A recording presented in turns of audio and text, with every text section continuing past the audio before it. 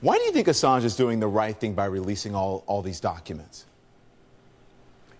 Well, I think the question as to whether he's a journalist or not is the proof is in the pudding. The function of a journalist is to record the actions and behavior of those in power and make it possible for the public to know what's going on. Thomas Jefferson said that if it were a choice between a government and a free press, he'd pick a free press. And so this is what's needed to preserve a democracy, and the idea is to tell as close to the truth as possible and not simply take notes on what the government is saying. That's what Julian Assange and WikiLeaks have done, to the embarrassment of the government, because a lot of their dealings are kept in secret and need not be kept in secret. So you don't like the label, you don't like the way he's been labeled a terrorist or a hacker. You actually do think that he is a journalist. I want to get that correct. You think he's a journalist? Of course he's a journalist, according to the definition that I just listed here.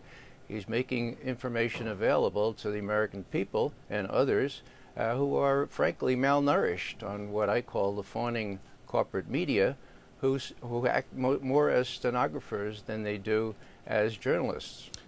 So you don't think there's information in those documents that should have been left out or maybe blacked out that may be detrimental to the country, maybe detrimental to our troops or even other countries? Because that's what journalists would have fact-checked, and there are standards, and no one wants to put people in danger and in jeopardy. I think that's what most journalists would have done. Julian Assange didn't do that.